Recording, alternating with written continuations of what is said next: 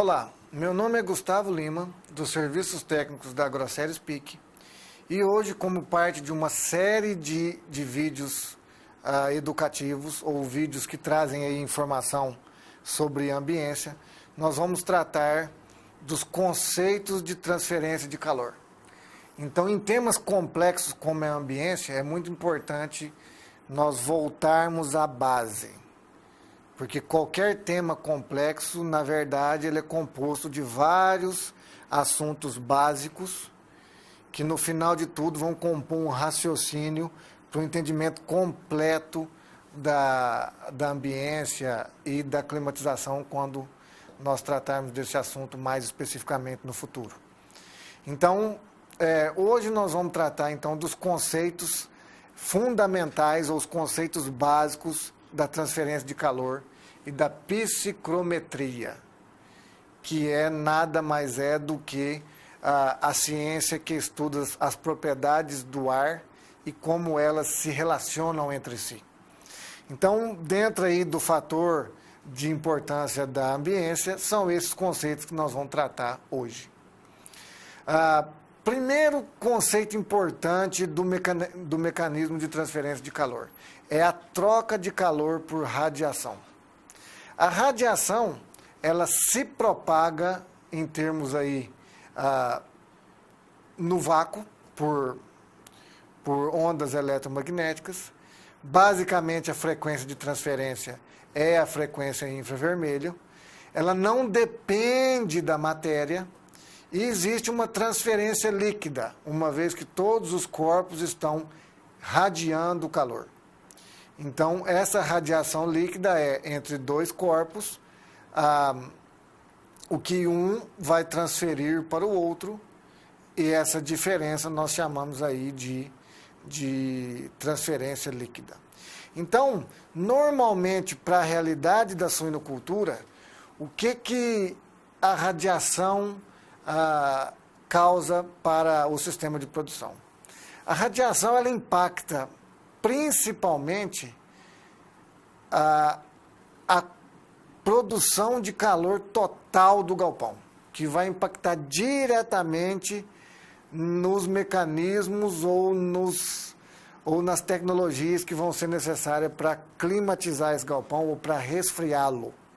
Então, o fato de se trabalhar com telhas isotérmicas, por exemplo, é uma maneira de diminuir o impacto da radiação. Em climas frios, quando se trabalha com creches com um nível mínimo de tecnologia, as lâmpadas infravermelho, por exemplo, elas conduzem o calor por radiação. Ou em terminações em ambientes quentes, o fato dos suínos se deitarem longe um do outro, evitar as paredes, ou evitar os ambientes com incidência de sol direto, tudo isso está relacionado com a radiação. Ou tudo isso é um efeito da radiação dentro da produção animal. Então, seguindo com os mecanismos de transferência de calor, a condução é mais um deles. Então, na verdade, a condução ela é uma difusão de calor por um meio contínuo.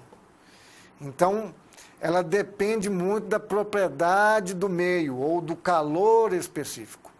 Então, o fluxo de calor, obviamente, ele vem do quente para o frio e, normalmente, ele é em função de objetos sólidos e opacos.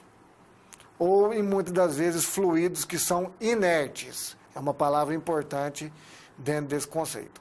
Então, a condução explica, se você vê nessa foto, a questão dos pisos plásticos e dos ambientes aí de paredes de concreto e a parede vazada, a condução ela está intimamente ligada ao fato das creches serem de piso plástico, por exemplo.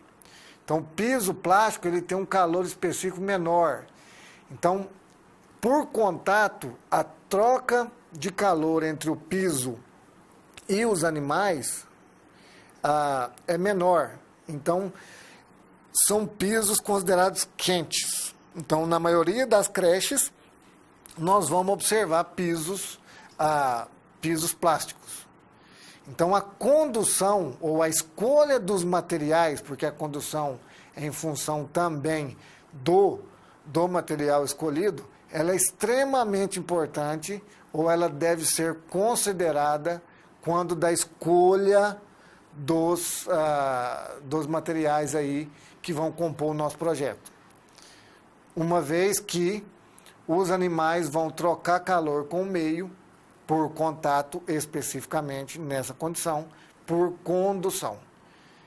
Então, esse é o fato que a maioria das creches possuem pisos compactos ou pisos de plástico.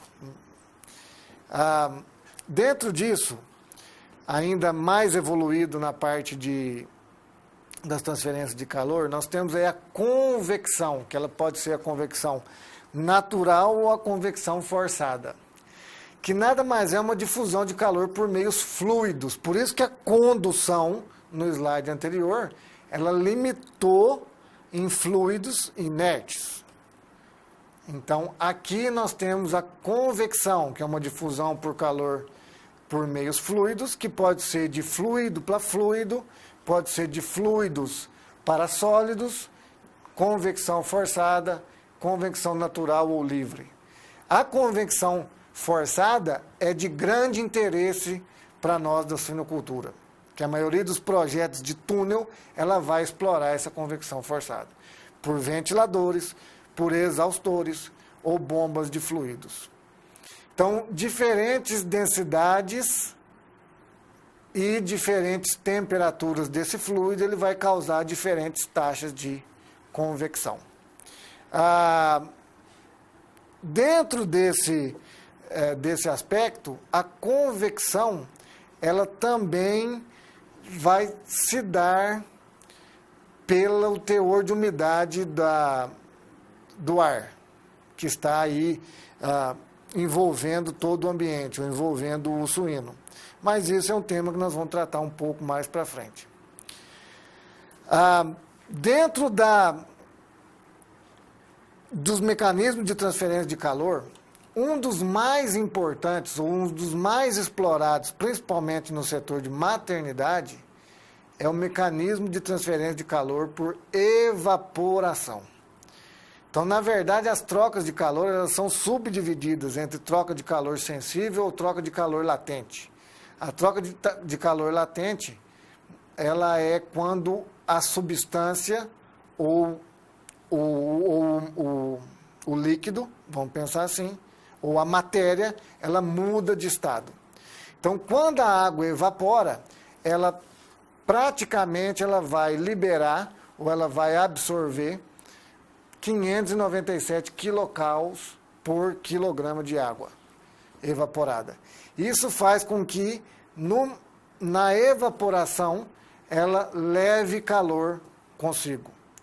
O tanto que é o conceito de entalpia que nós vamos discutir um pouco mais para frente. Então, veja que o início da evaporação até o final da evaporação, a quantidade de calor é muito alta nesse processo. Então, a placa evaporativa que nós trabalhamos na maternidade, principalmente, e na gestação, ela explora muito a questão da evaporação da água. O ambiente se resfria não pela temperatura da água, e sim pela evaporação da água. Então, dentro da nossa realidade, em suinocultura, ou para o suíno médio aí em torno de 40, 60 quilos, a convecção forçada, que está aqui embaixo, ela é em torno de 30% da perda de calor total do suíno. A condução, que é um outro mecanismo de transferência de calor, ela envolve ou resulta normalmente em 5 a 10% da perda de calor. A evaporação, 40% da perda de calor. Então veja que a perda de calor por evaporação, principalmente pulmonar, por isso que o animal hiperventila, ela é muito importante, ou tão importante quanto a convecção forçada. E a convecção natural, ela é em torno de 20% da perda de calor. Então, esses são os mecanismos na qual o suíno ele tem condição aí de perder ou trocar calor com o ambiente. Então, veja bem, como exemplo, a condução. Então, veja a condução pelo chão. Então, o fato do animal se deitar, ele é apenas 5 a 10% da perda de calor. Então, na maioria dos galpões, principalmente no norte ou no nosso centro-oeste, onde tem uma alta frequência de galpões com lâmina d'água, por exemplo, a efetividade da lâmina d'água, ela está, primeiro, no controle de higiene e, especificamente para o conforto animal, ela está no fato de ter a possibilidade do animal se molhar e o animal se secar na baia. Então, toda baia tem que ter o espaço suficiente para o animal fazer essa movimentação. Primeiro ele molha, ou se molha, depois ele se seca. A condução, pelo contato com a água, é uma perda de calor de 5 a 10%, como a gente viu no slide. Porém, o processo de evaporação da água sob a pele dos animais, ela rouba uma quantidade enorme de calor. Então, o fato do mole seca é o que vai propiciar o conforto animal.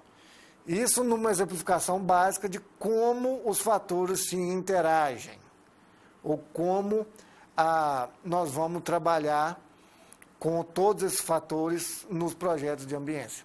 Um outro exemplo muito clássico é o sistema de terminação também mole-seca, quando é combinado com a convecção forçada por exaustores, por túnel de vento.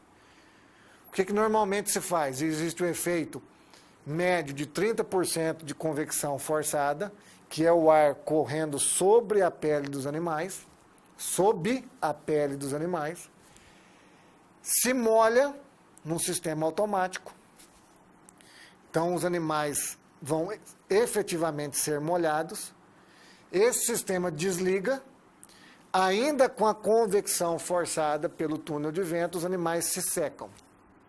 Então, existe um efeito de 30% de convecção forçada e de 40% do fato dos animais se secarem. Então, é assim que os mecanismos de transferência de calor vão atuar dentro de um sistema de produção. Existem vários exemplos que nós vamos tratar aí ao longo do tempo.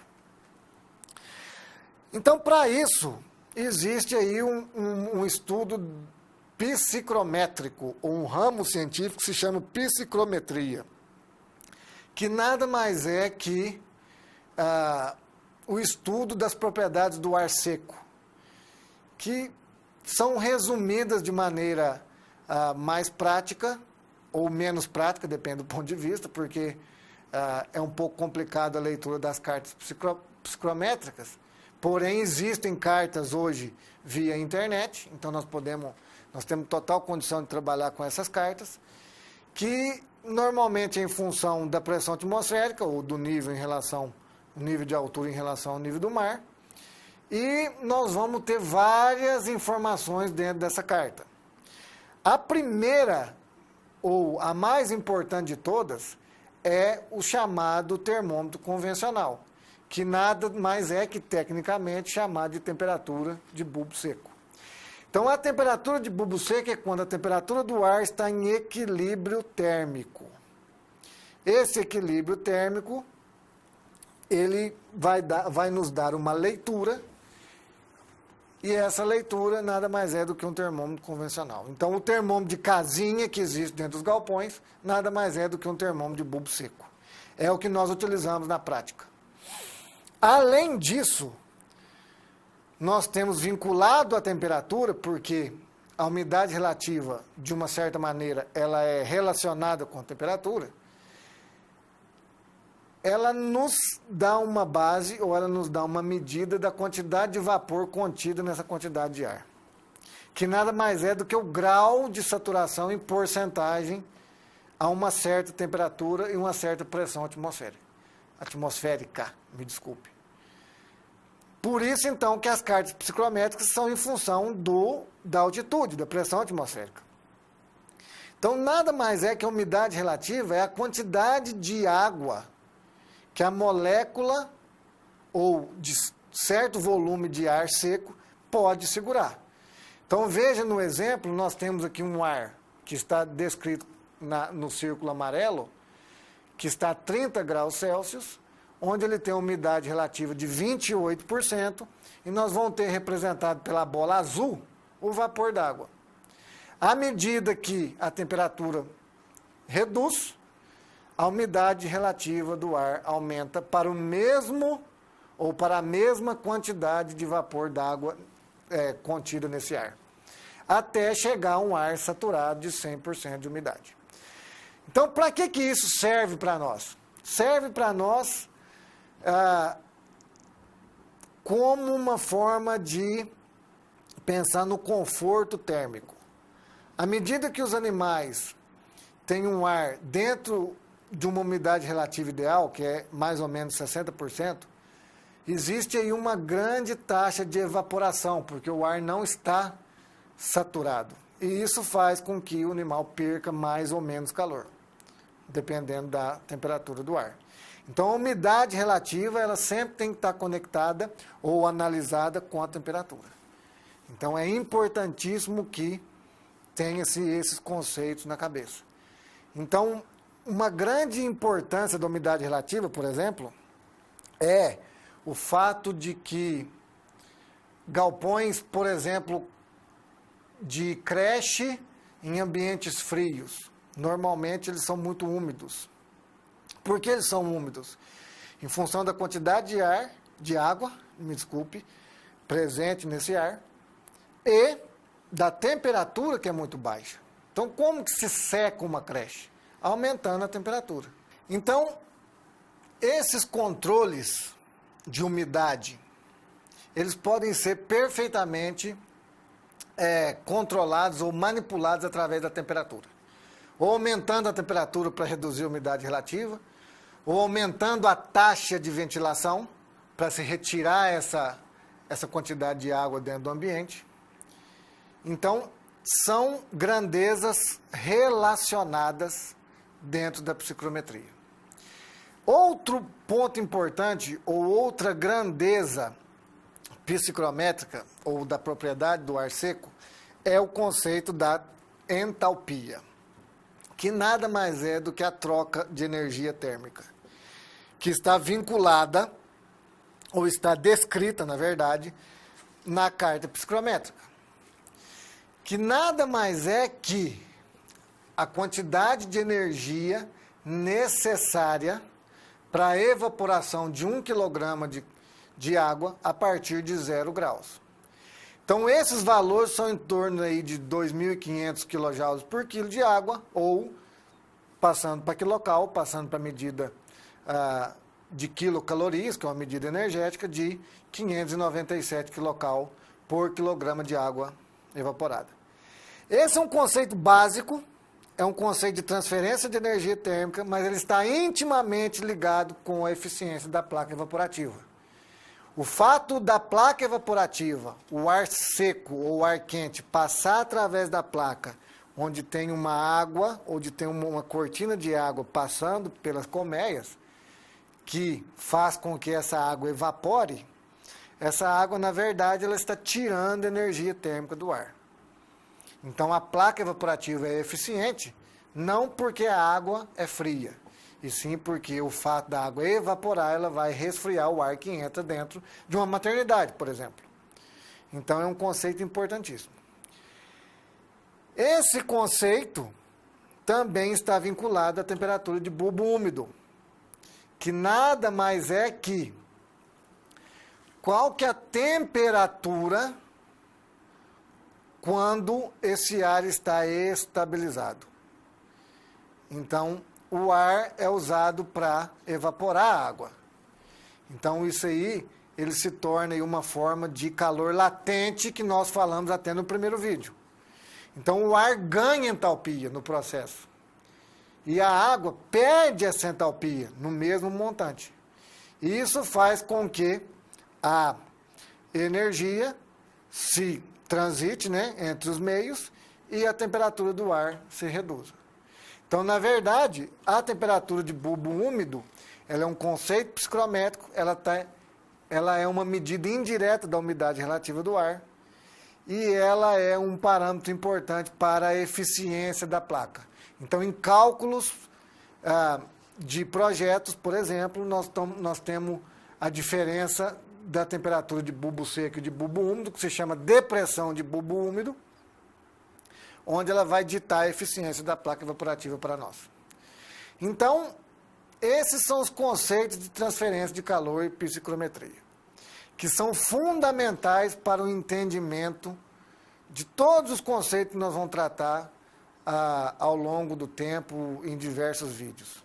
Então, eu gostaria de agradecer e estaremos aí envolvidos em outros assuntos importantes aí para a ambiência. Obrigado.